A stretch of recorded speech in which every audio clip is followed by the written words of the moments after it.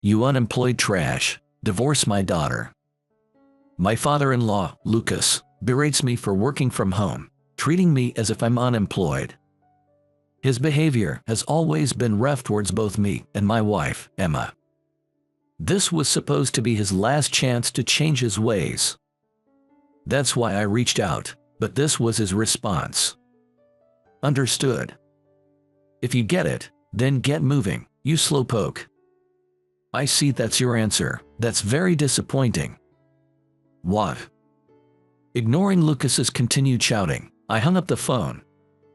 The next day, Lucas repeatedly called my cell phone. Probably, the main office had contacted him regarding this matter. He seemed quite panicked from the barrage of calls. But it's too late. I blocked his annoying, persistent calls. My name is Henry Torres, 40 years old. I work as a systems engineer for Exa Systems, a major IT company. Our company excels in developing Japanese input software, web teaching materials, and ICT for educational settings. Even if you don't know the name Exa Systems, you're likely using our products daily. Exa Systems, playing a key role in societal infrastructure, had a turnover exceeding $5 billion last fiscal year. I started my career in input software development and have also worked as a web producer. Currently, I am involved in developing systems for educational settings at the Education Support Department. It's an area that my company has a strong focus on now.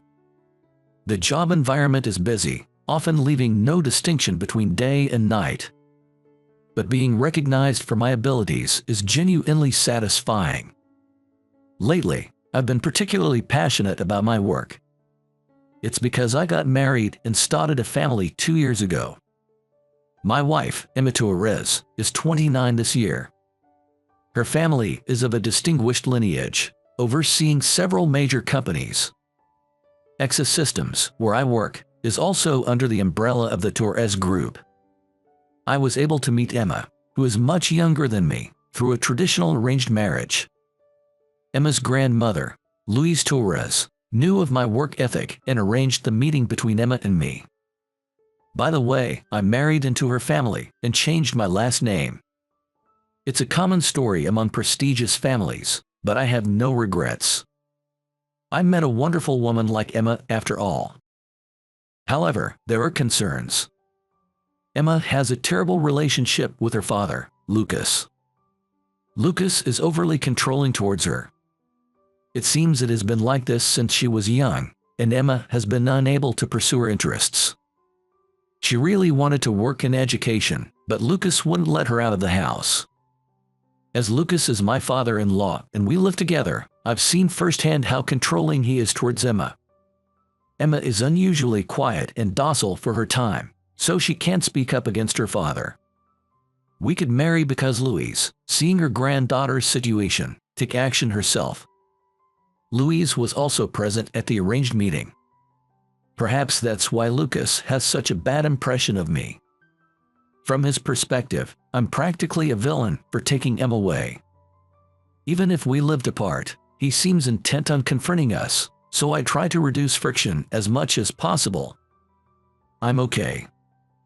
I'm used to unfair treatment. But I want to somehow free Emma from Lucas. That's what I've been thinking. But things haven't been going well. This situation changed due to a shift at my workplace. With the construction of Exa Systems' new building and departmental reorganization, I temporarily shifted to mainly working from home. This meant more chances to face Lucas directly. Henry, is this the demo screen for the new system? Yes, it's still in development, so it's not public yet. Today, while I'm working in my study, Emma brings in tea for a break. Peering at the PC screen, she nods to herself. I see, you're controlling the eye movement to make it easier to transition to the next screen. This seems easy to understand for children. Emma's comments are spot on. As a direct descendant of a family that has produced many businessmen, she's incredibly talented. Just by looking at the screen, she could provide very clear lessons if she taught. It's a real waste that she's bound by her father and can't work. As I'm thinking this, the study door is abruptly opened. Emma, how long will you waste your time on this man? Come out now. Father, I was just bringing Henry some tea. There's no need to serve tea to such a person. Lucas, veins throbbing on his temple, shouts. He's Emma's father and my father-in-law. He's currently 58 years old. It seems he's a board member for a company within the Torres corporate family. Lucas might be a board member, but he's a name only, always calling meetings that turn out to be trips for entertainment or golf outings. It's rude to say, but it wouldn't be wrong to call him a salary thief. He used to be competent at his job, but it seems his sense has been dulled by the grandeur of the family name. I couldn't stand to see Emma yelled at anymore, so I took her out of the room. Then Lucas looked at me with contempt. Thinking you're all that for using a computer when you've been fired from the company. Lucas, as I've told you before, this is remote work and I have not been fired. Lucas staunchly refuses to be called father-in-law by me. Likewise, he has never called me by my name. Don't lie, you thief, I know it. You're always at home during the day, and then you sneak out at night. If that's not proof of being unemployed, what is? I work for my study during the day. The night outings are because of sudden requests for help from work. I agree that having no distinction between day and night is a problem, but Lucas really doesn't understand remote work. It seems he sees me as a trash man who pretends not to have been fired from his job. When the hatred is so biased, it's hard to know the right way to respond. You worthless freeloader, you should just leave this house and Emma. Lucas muttered as he left the study. I leaned back in my chair and let out a deep sigh. A few days later. As usual, I was working from home when I took a break and went down to the living room. There, unusually, I came upon Emma and Lucas arguing. Emma, wake up, he's no good. Father, you always criticize Henry, he is not like that. Emma's voice was soft but clear in her rebuttal. Lucas seemed frustrated that Emma, who had always been obedient, was now not listening to him. I stepped between them, clearly to support Emma.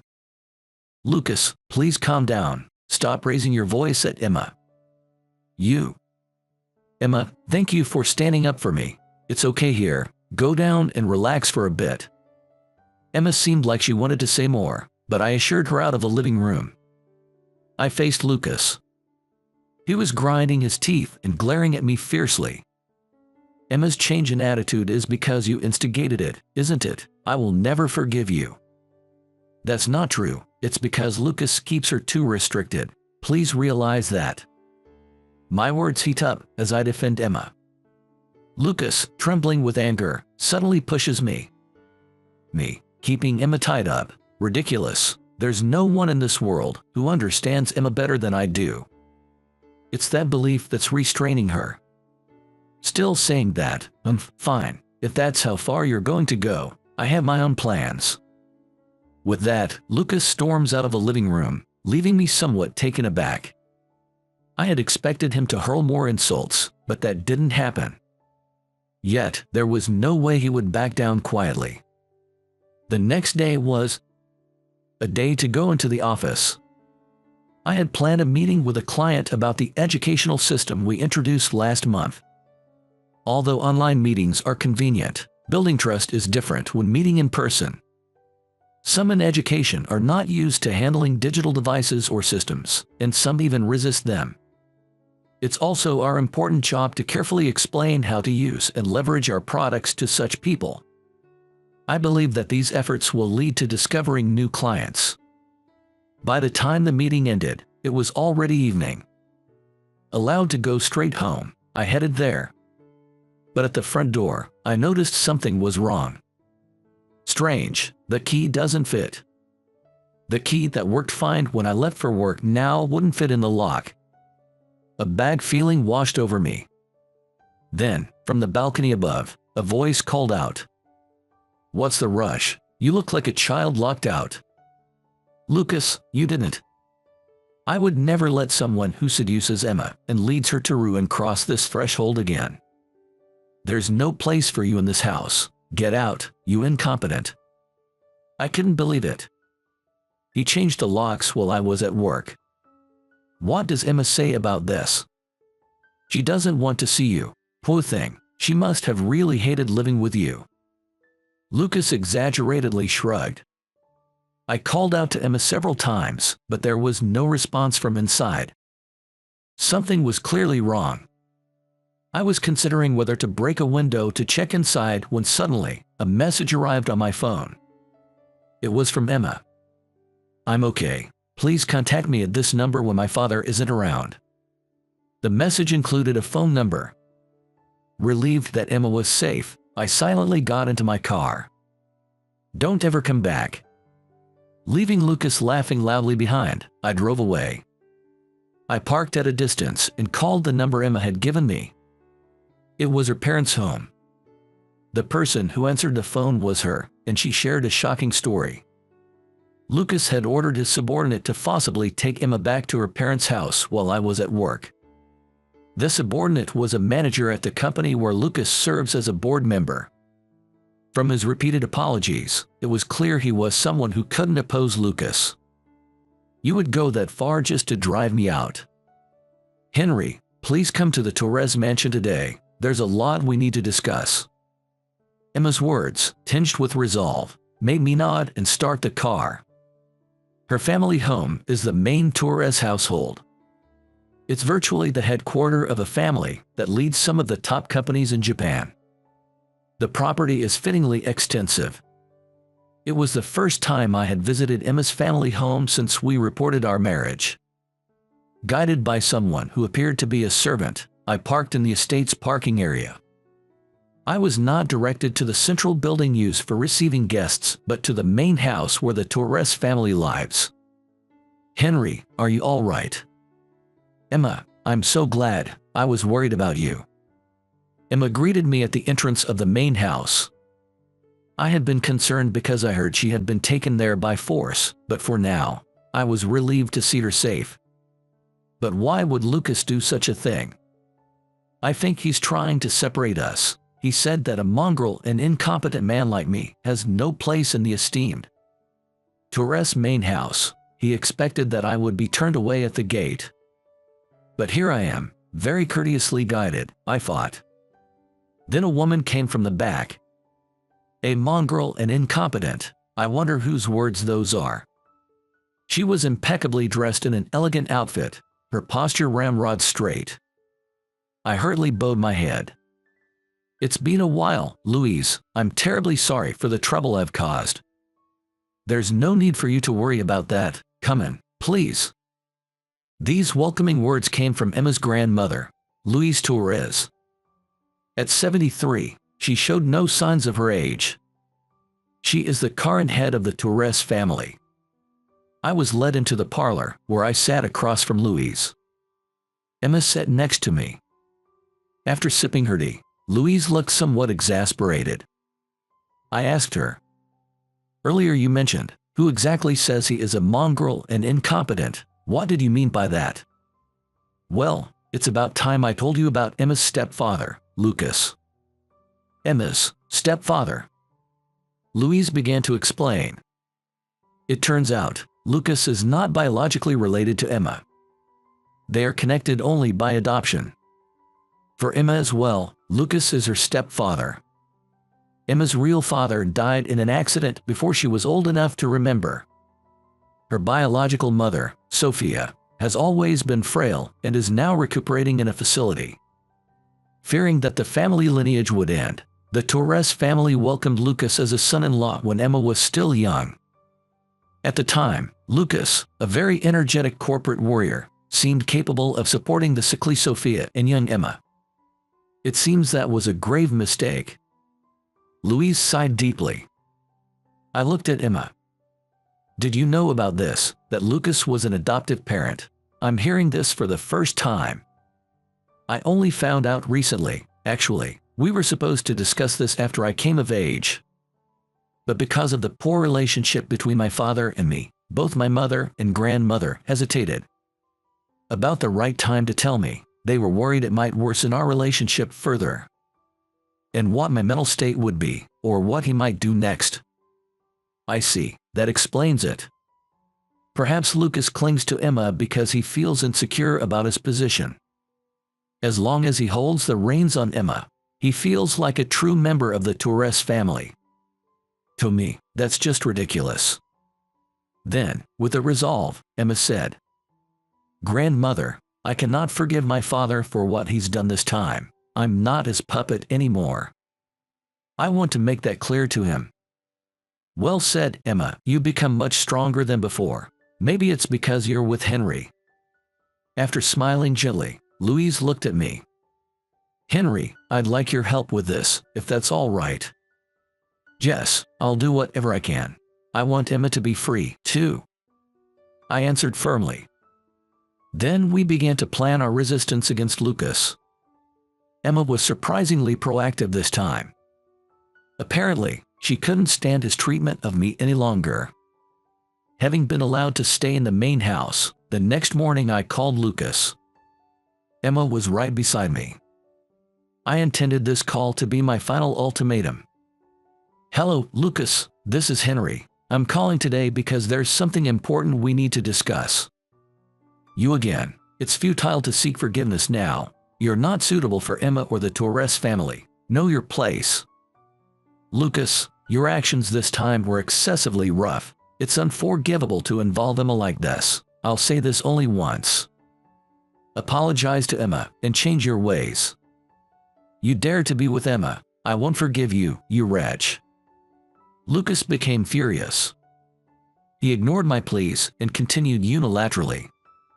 "You jobless trash, divorce my daughter. As long as you cling to Emma, I'll tear you apart time and again." He shouted so loudly that Emma, next to me, could hear every word clearly. I nodded at Emma. She nodded back decisively. I replied, "Understood." "Okay then, if you understand, then act quickly, you slowpoke, and don't think about relying on the main house. This is all your fault. You will pay all the alimony, got it?" "I see that's your answer. That's very disappointing." "What?" Ignoring Lucas's continued shouting, I hung up the phone.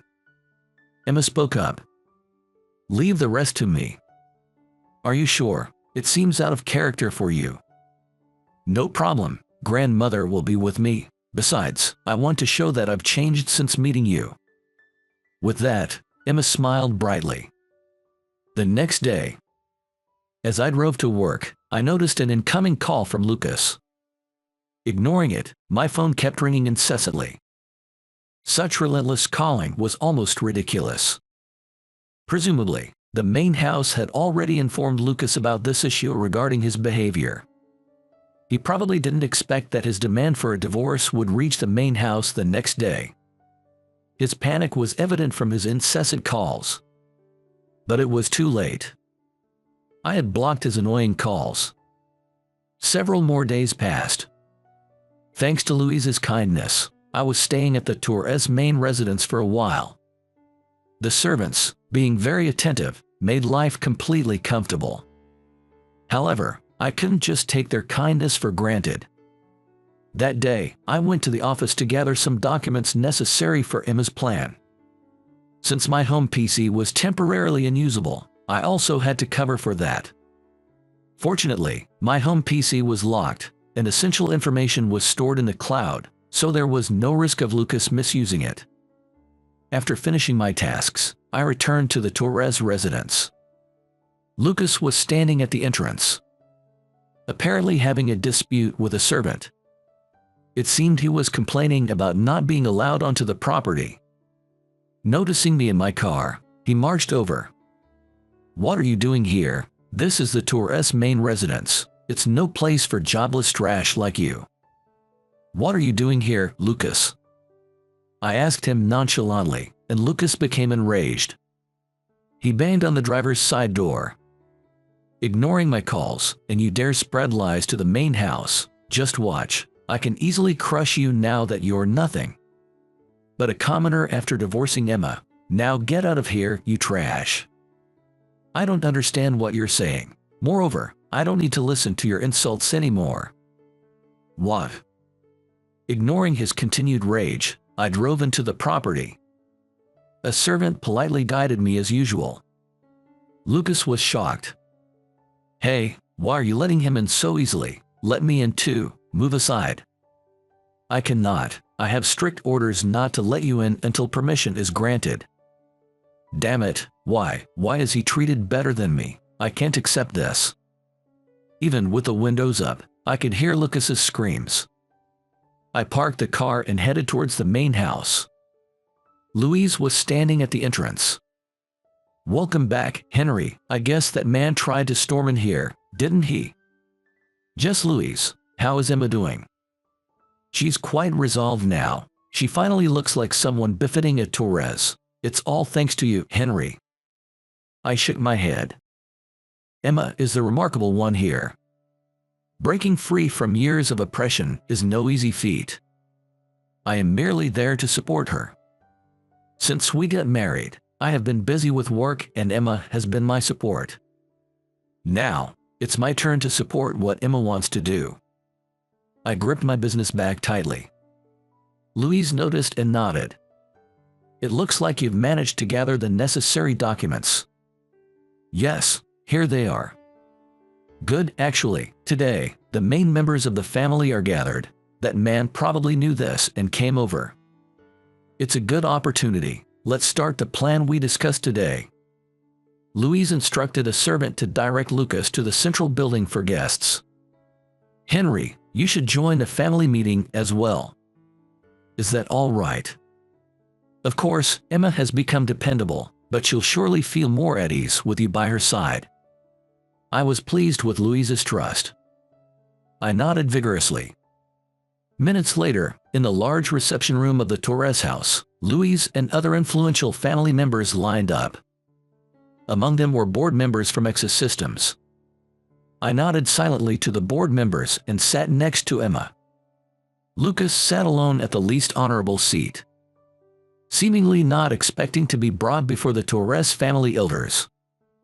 Initially, he was boisterous, but now he sat silently, wiping sweat from his brow. Then, Emma stood up and deeply bowed to those gathered. Ladies and gentlemen, thank you for gathering here today despite your busy schedules. Today, I have something important to announce regarding my father, Lucas Torres. Her tone was firm and dignified. Many in the room knew Emma from her childhood. They narrowed their eyes at the sight of Emma, who had grown much stronger compared to before. It was clear that Emma was well loved by the people of the Torres family. Emma took a deep breath. Recently, I was coerced by Lucas to divorce my husband, under the pretext that it's disgraceful for me, his daughter, to be associated with jobless trash. A murmur of "oh" was heard. It came from a board member of Systems. He was aware of my hard work. The board member's gaze turned to Lucas, making him flinch under the intensity. Emma's accusations continued. I truly love my husband. He has always supported me, even when I was feeling weak. Despite this, Lucas separated me from my husband and even locked me out of our home. Neither my husband nor I have been able to return home since then. The gazes of the elders grew increasingly severe. Lucas's face was drenched in sweat as if he were sitting on pins and needles. I have lived under Lucas's control all this time, but I can't take it anymore. Today, I gathered you all to let you know my feelings and current situation. Wait, Emma, that's a misunderstanding. It's all because of that trash man there. Suddenly, Lucas pointed at me and raised his voice. He must have put you up to this, otherwise, Emma would never dare to do such insolent things. Insolent, Emma muttered, and Lucas fell silent. I spoke up. Lucas, these are Emma's true feelings. She has been suffering because of you for a long time. She finally gathered the courage to speak her mind, and you dismiss her feelings as insolence. What do you know about Emma? Lucas shouted, grinding his teeth. Ironically, His words only confirmed to the elders that he didn't understand anything. Emma no longer met Lucas's gaze. She bowed deeply again to the assembled elders. "Please, everyone, I ask for your appropriate judgment on him." An unexpected rebellion from the daughter he had controlled. The unforgiving gazes of those higher in status than himself. Lucas was completely flustered and stumbled over his words. But the real issue was yet to be discussed. Now, let's confirm the agenda for today. Louise, who had been silent, finally spoke. "About Lucas Torres's treatment here, can someone inform us about his performance?" A board member stood up with documents in hand. "Mr. Lucas currently serves as an external consultant for Horton Trading. However, his performance over the last few years has been nil. He has been using company funds for entertaining at various eateries under the guise of training and meetings. Additionally, several managers who endured his oppressive leadership have either resigned due to health issues or asked for a demotion." The board member slapped the paper. "From this, it is clear his contribution to our group is non-existent, if not negative."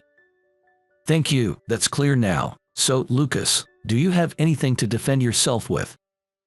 "No, that's wrong, it's all a fabrication." A board member who was accused of fabricating the report glared at Lucas. Louise sighed. "No valid rebuttal then. Let us proceed to the vote. Those in favor of divorcing Lucas Torres from the family and expelling him and appointing Henry Torres in his place, please raise your hands." "What?" Lucas was stunned. "Honestly, I almost let out a weird noise myself because it was the first time I heard I would be taking Lucas's place." But the elders raised their hands without hesitation, including the board members from Exis Systems. Unanimous. "It's decided then. I can't accept this. Why should I suffer this treatment?" Suddenly, Lucas shouted out. "And to think that jobless trash is going to replace me, that's absurd. He's more incompetent than me. Shall we let him explain himself then?" Louise glanced at me. I took out the documents from my briefcase and walked over to Lucas. "Please, take a look at this. It's the monthly sales figures from the team I belong to." "What, $600,000? The ICT service I'm involved with for educational institutions was adopted by private schools in the city.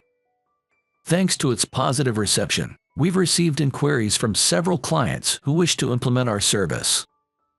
And sales are expected to continue growing." Lucas's hands trembled as he held the documents.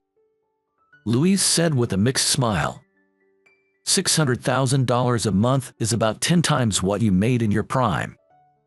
Lucas, and yet, you still think Henry is less competent than you? Yeah. Do we really need a consultant who can make accurate performance assessments? Ops. Lucas could only groan, his face turning red. Louise then formally declared, "We will expel Lucas Torres from the family." A servant grabbed Lucas's arm to lead him out of the mansion. I said to Lucas, "You were nothing but shackles binding Emma. That ends today. From now on, Emma and I will live freely." Damn it all. Lucas left with a frustrated scream. Afterward, Lucas officially divorced and his ties with Emma were dissolved. Having lost the support of the family, he was also dismissed as a consultant at Hinokado Rating. Having misused his power for so long, he was incapable of doing any significant work, so Lucas quickly lost his income. His high pride being his downfall, he left home and is now living a stricken life in a cheap apartment, scraping by day to day. Meanwhile, I was appointed as the head of the Education Support Department upon the completion of the new office building.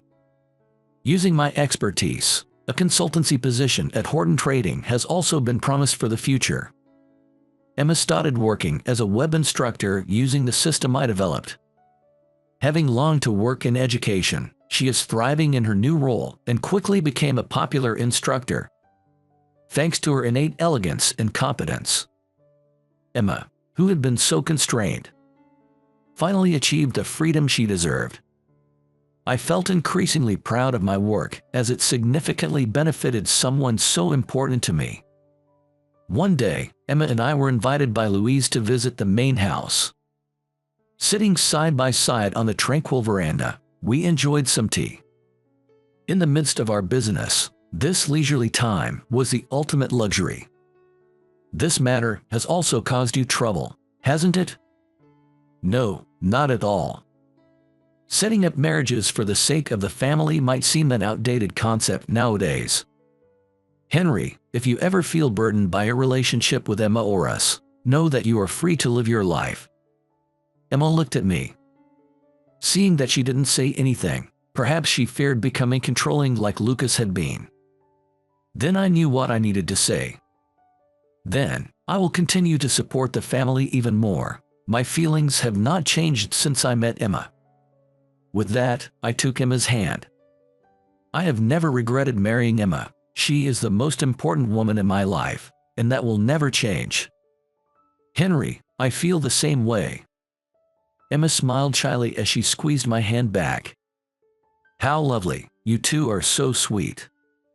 Louise chuckled. Emma and I returned her smile.